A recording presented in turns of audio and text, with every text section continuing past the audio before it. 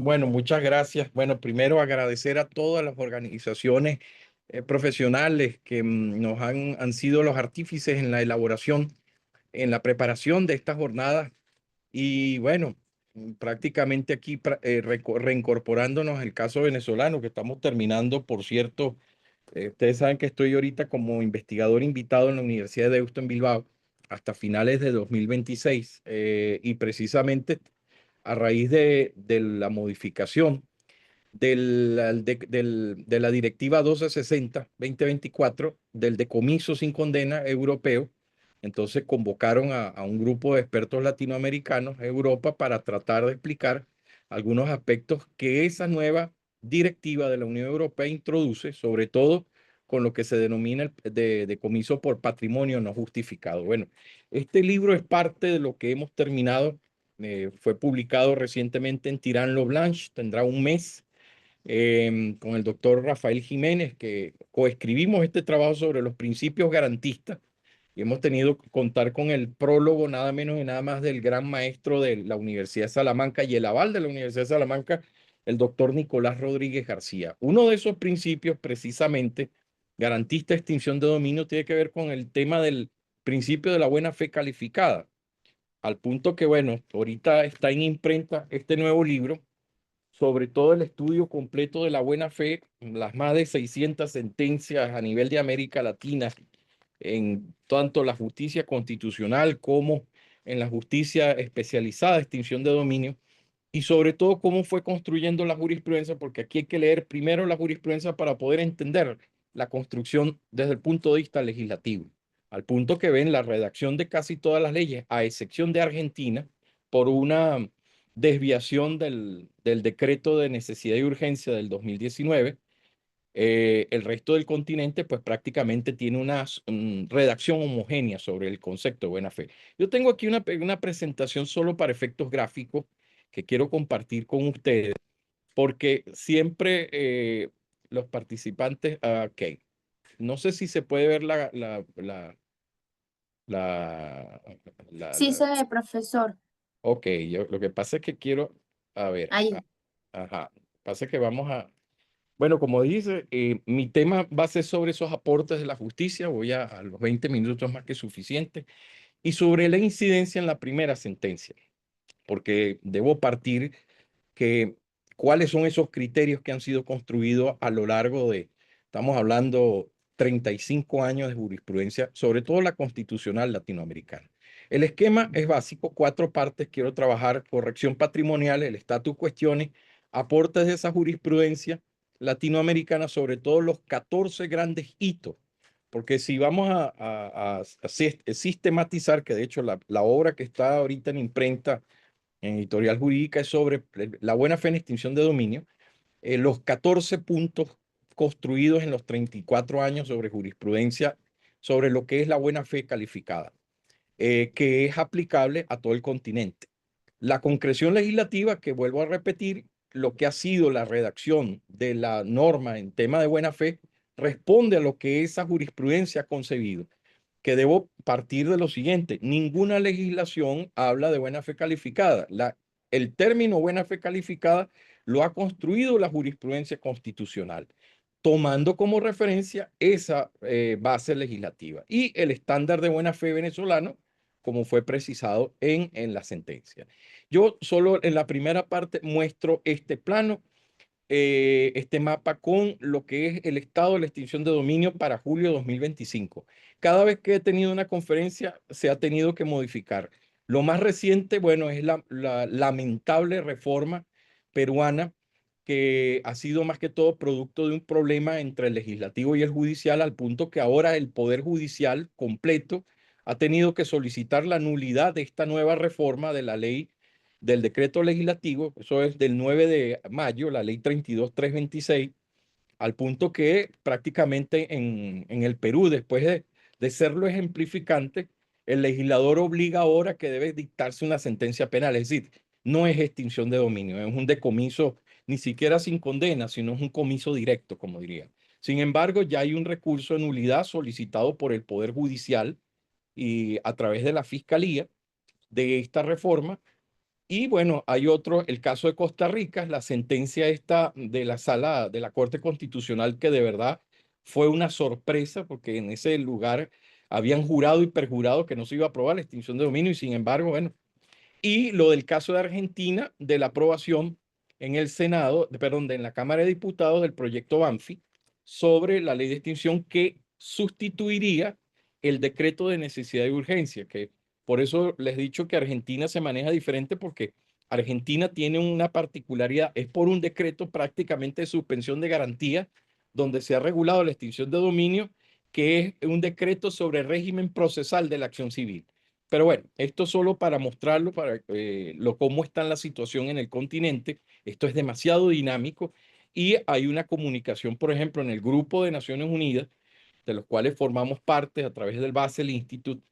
eh, Tenemos que hacer visitas, pues en este caso Perú, Uruguay, ya se hicieron las visitas correspondientes sobre las observaciones que uno tiene. En algún momento, pues iba a trabajar como viter dictum, iba a preparar una amicus curiae en el caso de la demanda del Perú, porque nos han solicitado opinión. Pero bueno, más allá.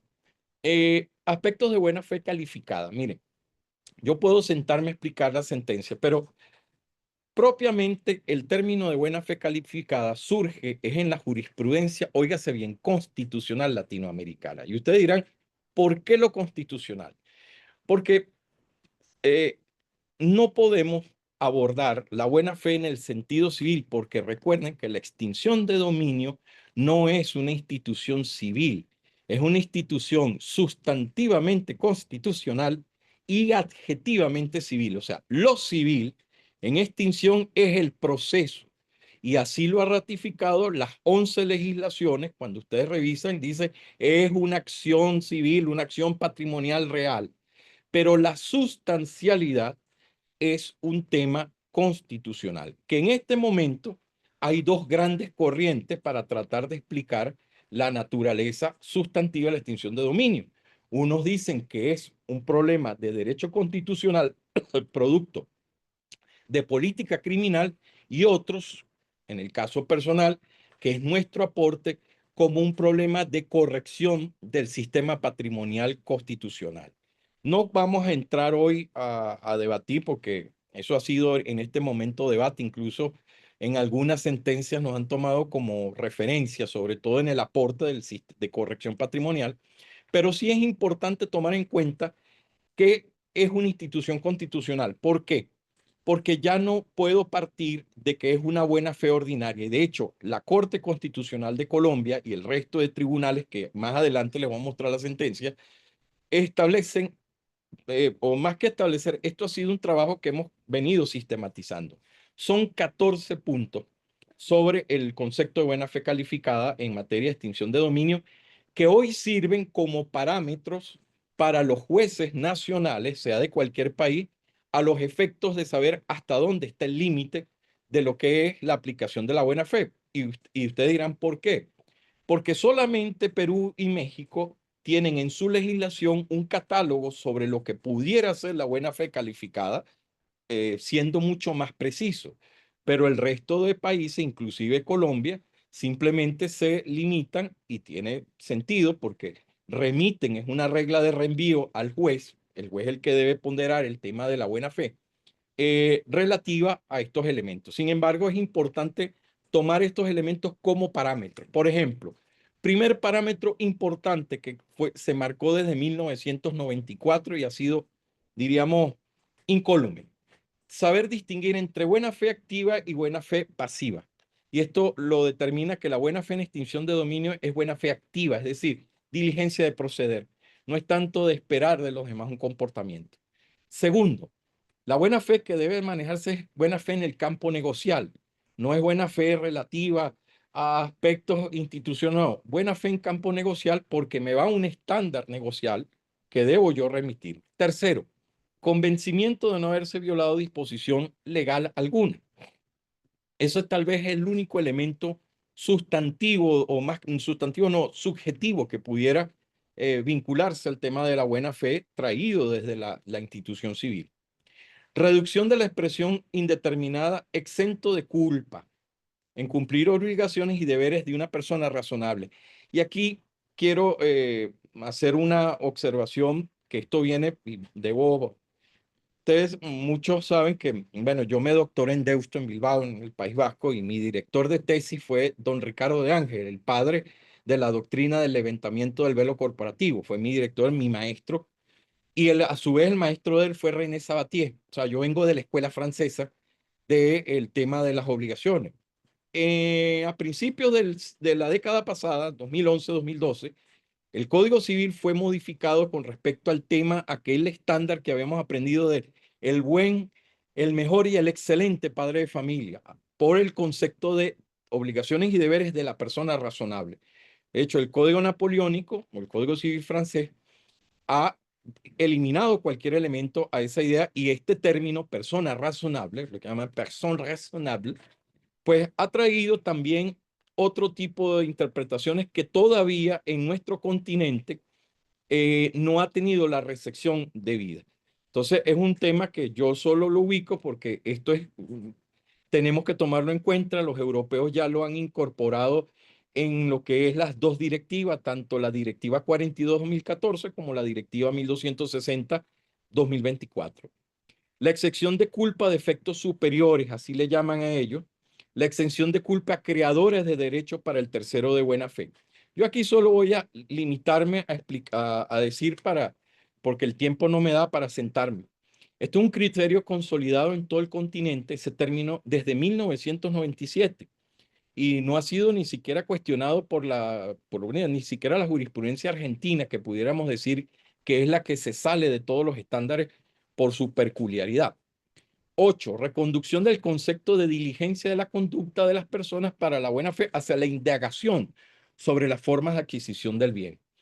9. Limitación del concepto de diligencia dentro de lo que llaman estándares de carga razonable, que esto es muy importante, sobre todo para explicar más adelante uno de los elementos de la sentencia que fue proferida en febrero de este año. 10. Inexistencia de la inversión de la carga de la prueba, porque aquí hay un tema y sí lo ha ratificado toda la jurisprudencia constitucional del continente cuando aborda el problema de la estima. Aquí no hay una inversión de la carga de la prueba y ya veremos que no. ¿Por qué? Porque cuando yo hablo de una buena fe calificada, fíjense que hasta la legislación me dice, debo probar que fui diligente, prudente y exento de culpa para poder beneficiarme de la presunción, que ahí es donde dice la presunción de buena fe. Pero vuelvo a decir, esto no es una buena fe ordinaria, civil. Esto es una buena fe que está enmarcada dentro del concepto de valores constitucionales de la propiedad. Y así lo haré, una buena fe activa. Y a partir del criterio 11 y 12, ya eso es construcción centroamericana. Por ejemplo, la máxima que la buena fe es la base del proceso de extinción de dominio. Es más, es el principio cardinal en extinción de dominio. El valor de la presunción de ilicitud como carga procesal del Ministerio Público, pero es para establecer la mala fe. Y eso lo decidió muy bien Honduras en un recurso ejemplarificante sobre que fue solicitado por todos los colegios de abogados, notarios, considerando pues la inconstitucionalidad, y la Corte en muy buena decisión explicó, mira, no, aquí no hay una situación, no puede equipararse a lo que se ha aprendido en el Código Civil, no es una buena fe civil porque la acción es lo único que es civil, lo otro es constitucional. Y bueno, continuamos. Temas, por ejemplo, el concepto de reprochabilidad de la conducta del titular aparente. Esto es un aporte argentino que está en construcción. Y finalmente, el resguardo de la buena fe como límite permanente durante el proceso de extinción de dominio. Es decir, estos 14 elementos que enuncié terminan siendo el límite que tiene el juez de extinción de dominio a la hora de vertir los criterios, a la hora de establecer los estándares. Con respecto a la sentencia, bueno, aquí solo las menciono. Estas son las llamadas sentencias piloto. Las sentencias piloto, caso del Tribunal Constitucional colombiano, ahí tenemos desde 1994. Estas dos últimas recientes son interesantes porque comienza, por ejemplo, hay un cuestionamiento que hacen, es que sobre todo lo que es la carga razonable de la persona razonable, sobre hasta dónde puedo yo, diríamos, en esa prueba de diligencia. Incluso la Corte les dice, mira, no le puede exigir a un particular que muestre de buena fe cuando ni siquiera las autoridades de ese país tienen nociones del delito o no tienen ni siquiera la más mínima información. O sea, y bueno, y sigo, solo para efectos ejemplarificantes, la Corte Suprema del Salvador, aquí está la sentencia, Corte Suprema de la Nación Mexicana, esta es una sentencia, a mi juicio, de las más, la del 17 de abril del 2015, que es con respecto a la nulidad de la ley de extinción, donde explican los mexicanos, acorde a lo que es ese tema de algunos elementos sobre la buena fe, y lo de la Corte de la Constitucionalidad guatemalteca, hondureña, en fin. Son, como les digo, sentencias piloto que se han estudiado, bueno, el Tribunal Constitucional del Perú, 5 de marzo de 2020, y la Cámara de Apelaciones de la provincia de Mendoza, que a mi juicio, en una revisión de constitucionalidad de un caso, este tiene que ver con un intendente que por cierto, hace unos 2 semanas yo mandé una información a los amigos sobre lo del juicio, la ejecución ya de esta sentencia, porque ahí se planteó un tema de constitucionalidad interesante y sin embargo la Cámara de Apelaciones dijo no, no. Eh, Tercer punto, ya para ir empezando a concretar. Ya vimos esos aportes jurisprudenciales. La concreción legislativa, mire, en el trabajo que estamos ahorita por publicar hay una revisión de todos los instrumentos normativos de extinción de dominio desde 1991, desde que Colombia decidió contemplarlo en el Código Procesal Penal, que fue la primera concreción, diríamos, en aquel decreto de emergencia 2790. Y vuelvo a decir, 10 de los 11 países coinciden con la redacción de la ley modelo y que insistiendo en este término, conducta diligente, prudente y exenta de culpa. Ese texto ha sido, como les dije, objeto de interpretación constitucional en casi todos los países donde existe extinción de dominio, agregando esa jurisdicción que el concepto de buena fe debe ser calificada. Repetimos, tampoco en ningún texto está consagrado, porque muchos decían, no, pero es que la ley no contempla el concepto de buena fe, digo, pero tampoco ningún país lo contempla, pero sí la jurisprudencia de los 11 países, de los 10 países, incluyendo, es el que ha venido construyendo, que es lo que, si tienen una redacción, de hecho hay una sentencia en el Perú, sobre todo relativa, mire, a un tema, porque en algún momento se alegó la inconstitucionalidad en el Perú, y diciendo que por qué el Tribunal Constitucional y por qué la Fiscalía alegaba jurisprudencia colombiana, porque incluso el Tribunal Constitucional peruano decía por qué usar la jurisprudencia, en este caso de la Corte Constitucional de Colombia, dio unas razones, algunas de peso, otras que pudiéramos decir, bueno, no estoy de acuerdo, pero existe ya pronunciamiento en el continente sobre este tema. Ojo, de todos los países, de los 11 países, solo 3 tienen consagración constitucional. México, Colombia y República Dominicana. El resto de países, inclusive en Argentina, la Constitución hasta prohíbe acciones de esta y sin embargo, toda la jurisdicción constitucional le ha dado, le ha declarado siempre y cuando se mantengan, como les digo, en el caso de la buena fe, estos elementos que han venido sistematizándose. Y ya para finalizar, en el caso nuestro, el estándar, yo voy a permitirme esta cita que me gusta mucho de una sentencia de tutela reciente del 15 de septiembre, que es de la Corte Constitucional de Colombia, que por qué los jueces, en el caso como vamos a suponer Venezuela, él dice, en definitiva, para determinar el estándar de la exigencia de la buena fe cualificada, no existe una tarifa legal. Lo dice la Corte Constitucional. El contexto en cada caso determinará el tipo de diligencia exigible para que los terceros puedan ser considerados terceros de buena fe exentos de culpa. Así lo ha señalado también la Corte Suprema, bueno, la valoración. ¿A dónde quiero llegar? Fíjense bien, con el tema de los elementos. Ya sabemos que hay, en el caso venezolano, la primera sentencia me habla de 7 elementos. Perfecto. Esos elementos han sido construidos porque en Venezuela, como les dije, no hay un estándar que la ley me diga. La ley lo único que me limita es como dice el artículo 37, que por cierto, tengo que decir, este artículo ha sido objeto de elogios del resto de países con extinción de dominio porque trata de verdad de establecer, sobre todo el penúltimo párrafo del 37, donde me establecen lo que es el tema de los límites a esa buena fe, tanto material, temporal como conductual. Y fíjense lo que me dice, el juez o jueza realizará el análisis probatorio.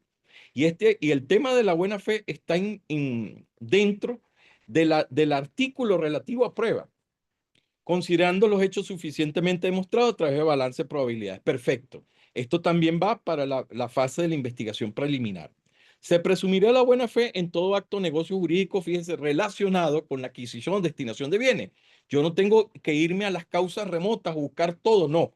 Es con respecto a lo que sea considerado ilícito como tal. Yo no me tengo que ir a todos los negocios. El juez no puede revisar todos los negocios jurídicos que quiera o irme a cadenas diríamos, interminable, sino que me dice a lo que está siendo cuestionado.